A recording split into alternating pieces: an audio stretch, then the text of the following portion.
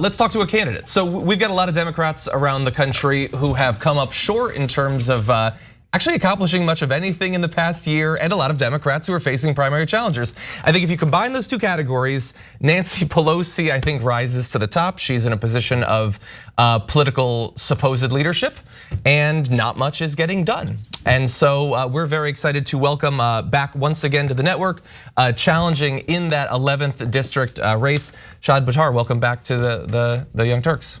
Hey John, it's great to be with you. Okay, apologies for that little slip up. Well, so look, you're going up against Nancy Pelosi. Nancy Pelosi, she has everything that she's supposed to want. She has a Democratic majority in the House. She's got a Democratic Senate. She's got a Democratic president.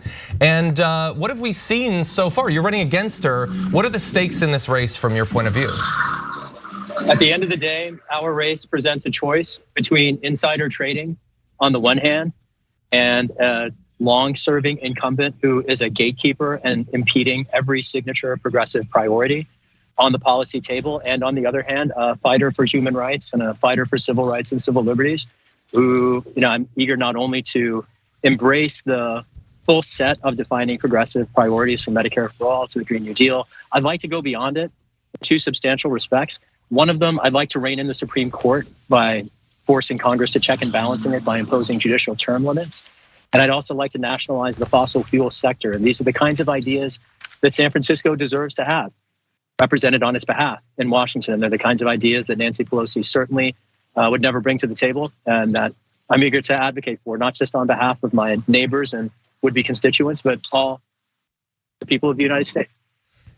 Shahid, as you've canvassed, talked to constituents and voters, potential voters and everything, when it comes to one of these, I guess, huge names like Nancy Pelosi, what is it that you've seen as far as your messaging that has worked, as far as people hearing you out? Because it seems like it's almost one of those situations where she sits in, and any kind of incumbent of this nature sits in, and it's, you know my name, you know what we do, I'm the head of the Democratic Party here in the House, this is how it's gonna be. How do you try to break through that? And have you seen any issues that you have broken free on that through?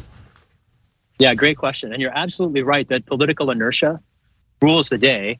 Another way of putting that is that long-serving incumbents get tremendous deference from not just voters, but crucially the press.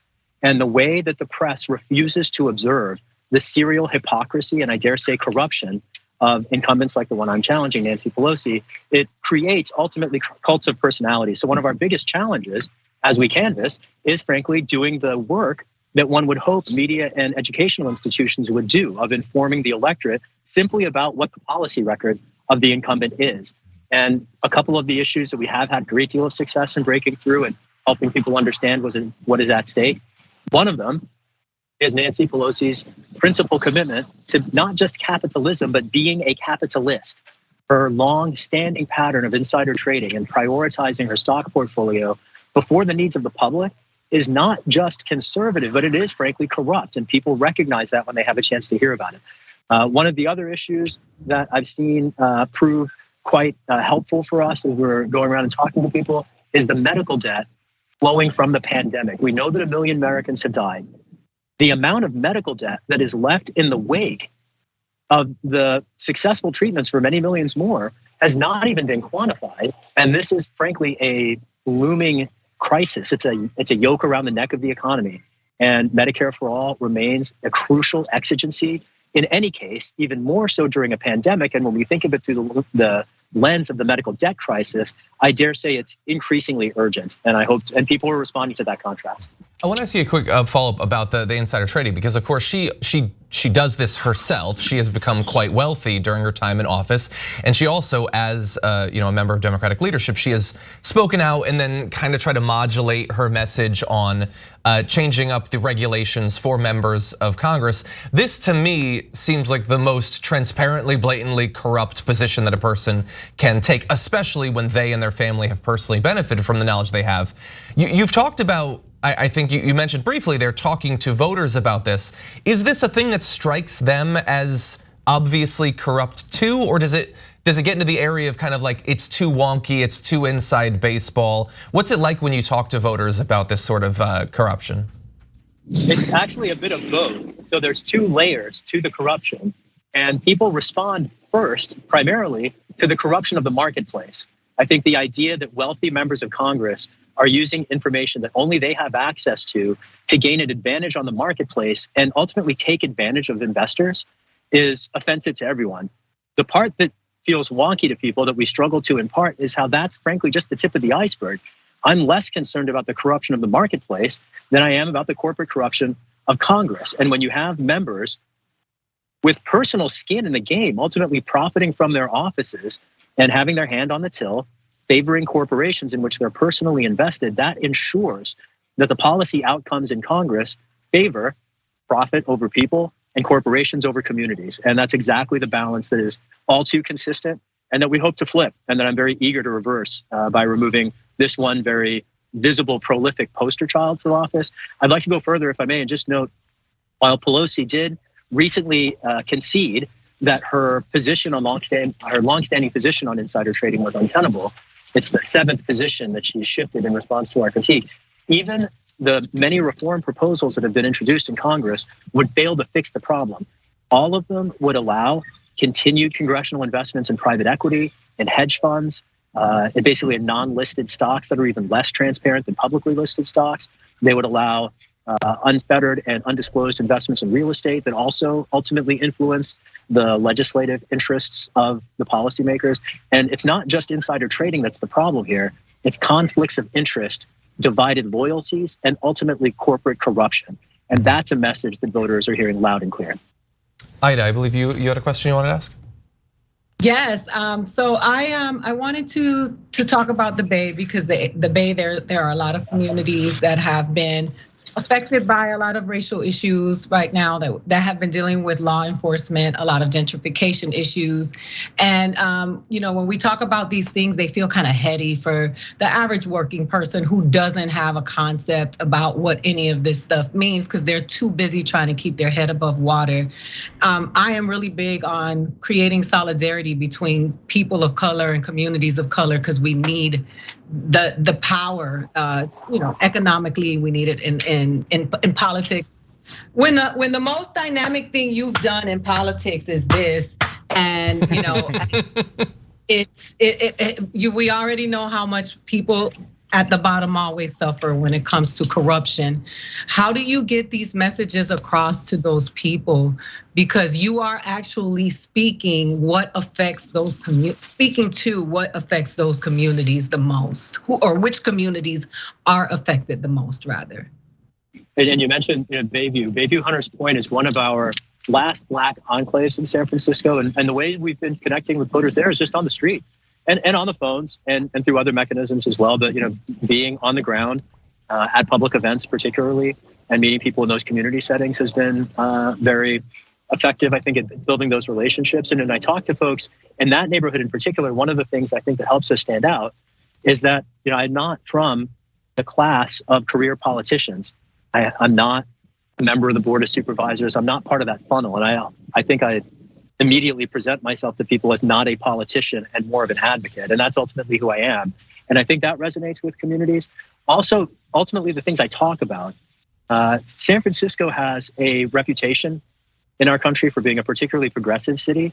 And it has a reputation among people of color here for being a particularly racist city whose racism is widely overlooked. James Baldwin shot an entire documentary about that, Take This Hammer, several decades ago. There is no city in the United States where 75% of the Black residents have been removed in the last generation, except San Francisco. And I look at the Fillmore. It was one of our previous Black enclaves that was shattered and destroyed in an urban redevelopment project that basically destroyed a generation of Black wealth. And Bayview and Hunters Point, our last remaining majority Black enclaves, are the site of one of the worst environmental justice disasters in our country. The US Navy has been poisoning that neighborhood for 50 years. And it has asthma rates, it has breast cancer rates that are among the worst in the world. This is in Nancy Pelosi's district. And this, to try to tie your question together with one that one of your colleagues was sharing just a minute ago, I can't recall who might have asked it. When we're talking to voters, one of the very frequent things we hear from people who haven't peered too closely at Pelosi's record is, well, she's the Speaker of the House and she brings home a lot of bacon, so aren't we going to lose that if we go with a new voice? And my response is, have you been to Bayview or Hunters Point recently? And the people in San Francisco's communities that have been left behind, we know all too well that the bacon she's bringing home is not for us, but is for her and her wealthy friends. And I would, to make that painfully clear, while she's been in a leadership position, Congress has frozen the federal minimum wage for over a decade while she has repeatedly engineered recurring targeted tax breaks favoring herself and her wealthy friends and donors. And that's, again, just another example of the corruption, and voters see it and are responding to it as we get the word out. Oh, sorry, Ida, continue. No, I was just gonna say thank you for that. That's awesome, because that is exactly what I was speaking to. And I don't think when people think about San Francisco, they do think it's progressive because when we talk about LGBTQIA issues, but there's an elite structure there. There's also a class system within the LGBTQIA plus community.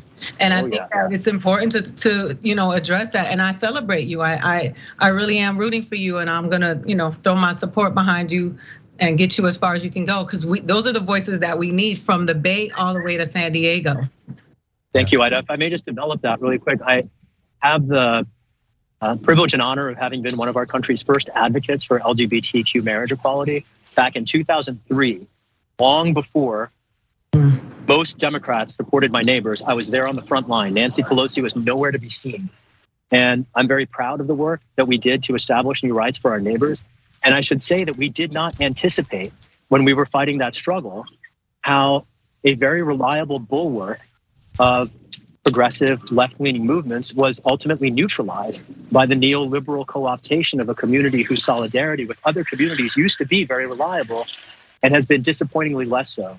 When I talked before about communities and voters who maybe pay less attention to the incumbent's record, the district in San Francisco with the highest voter turnout is the Castro. It also is the district that votes the strongest for Nancy Pelosi. And it's ultimately, it's a lot of voters who are confused about the record and responding to cultural attachments to cults of personality, again, instead of policy issues. And if this city ever has a chance to hear about the options before it, I'm very confident that my neighbors will choose a new voice. The only reason Pelosi is still in office is that she's been ducking debates for 35 years and absurdly getting a free pass from the press for it. And so when journalists start showing up for work and holding, as you all are, and I so appreciate this, but the local press in particular is entirely in her pocket. And when they show up for work and inform the voters about the contrasts and tensions between not just the words of a powerful, self-enriching oligarch, but the reality of her policy record and the contrast that we offer, I'm very confident that in November, we're going to see some very seismic changes in Washington. I want to ask you a follow-up to one of the topics you raised earlier about the Supreme Court. Obviously, a lot of people have been thinking about the state of the Supreme Court and what role it's likely to play in American politics in the near future after the leak on May 3rd of the apparent the plan to get rid of Roe v. Wade. We want candidates who come in and are sponsoring and passing legislation, but also challenging some of the core messed up systems, and the Supreme Court clearly is one of those. You talked about term limits being added there. Tell me about your plans for the Supreme Court and how voters respond when you talk about reforming something so core like the SCOTUS. Thank you, John. And I would say this is a big difference between 2020 and 2022. In 2020, my plan to reform the Supreme Court frankly fell on a lot of deaf ears because people didn't get it yet. And I'm used to that. Sort of being on things before other people get it. I've been fighting the right-wing takeover of the courts since 2005 when I worked at the American Constitution Society. I fought the nomination of Brett Kavanaugh to the DC Circuit in 2006, and nobody knew who he was at the time. And I've watched, over the course of that time, Dianne Feinstein, a senior US Senator from our city, brag about the confirmation hearings that put Amy Coney Barrett on the bench as one of the proudest moments of her career. This is at the same time that Nancy Pelosi could have stopped that nomination by moving, at the time, the articles of impeachment had not yet gone to the Senate, and she could have blocked Amy Coney Barrett's confirmation hearings and done to Barrett exactly what the right wing did to Merrick Garland, but she affirmatively declined, and then most recently showed up in Texas raising money for an NRA-backed anti-choice Democrat in a contested election that Henry Cuellar appears to have won, but pending a recount that remains underway, by under 200 votes. And this is a perfect example of the policy record. People in San Francisco have no idea that Nancy Pelosi is running around putting NRA-backed politicians in office. And that's a record that demands accountability. I've seen this problem with the court for a long time. I wrote this proposal to impose judicial term limits originally in 2008 after the court, in a pair of decisions, Carhart and parents involved, effectively overruled Roe and Brown versus Board 15 years ago, and nobody noticed because the court didn't admit to overruling those cases. I'm a constitutional lawyer. I read between the lines. It was very clear to me what was happening. And I wrote a 4-part series of articles on Huffington Post, concluding with a proposal for 18-year staggered terms for judges, and particularly Supreme Court justices. The importance of that proposal is on the Supreme Court with 9 justices, it would force a vacancy every 2 years. The predictability of the vacancies in the nomination schedule would, I think, go a long way towards depoliticizing what is at the moment a drag down knockout fight every time it happens on a basically random calendar. And this, I think, would also shift the incentives for stealth justices, for increasingly younger justices poised to wield their influence over more and more time as long as life tenure is allowed to persist. And this is the kind of issue that with the Dobbs case, that's the case that's poised to overrule Roe should Alito's draft opinion ultimately be issued. As those, and there are other cases too coming down the pike that people I think are very concerned about. They're increasing the salience of the court. More and more people who ignored it for decades are finally starting to pay attention.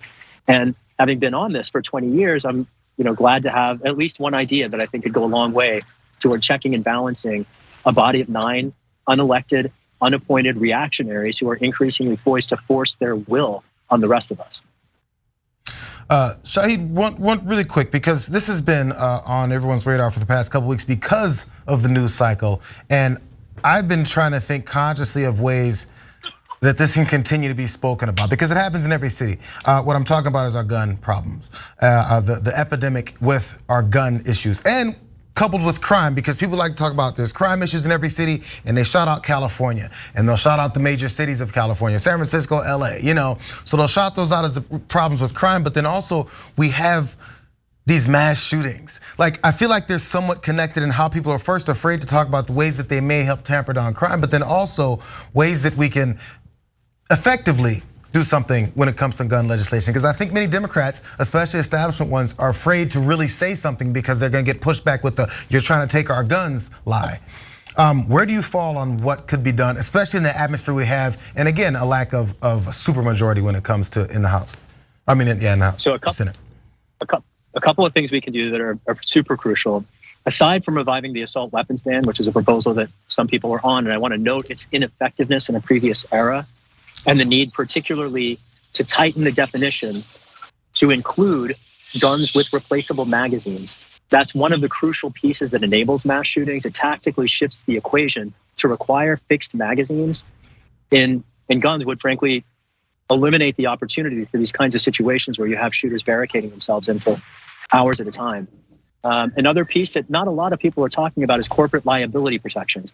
The gun industry has substantial protections from civil liability that Congress passed in the 2005 law called the Protecting Legal Commerce in Arms Act, the PLCAA. Repealing that law, repealing it to make sure that gun manufacturers can be held accountable is going to do a lot to fix this problem, because it's going to give gun manufacturers an incentive to do things like engineer weapons with fixed magazines. This combination of corporate liability with a ban on the most lethal instruments, I think is going to go a long way towards keeping people alive. When you talk about gun violence, it's worth noting that aside from mass shootings, the other context in which I think people are very concerned about gun violence is when guns are used by police to kill unarmed people, which happened here in San Francisco 2 weeks ago. It happens all over the United States.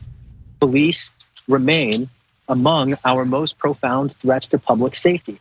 And here in San Francisco, this has been very controversial. There's a proposed recall of our democratically elected DA, Chesa Boudin, who I support. I was just on the street with him a few days ago.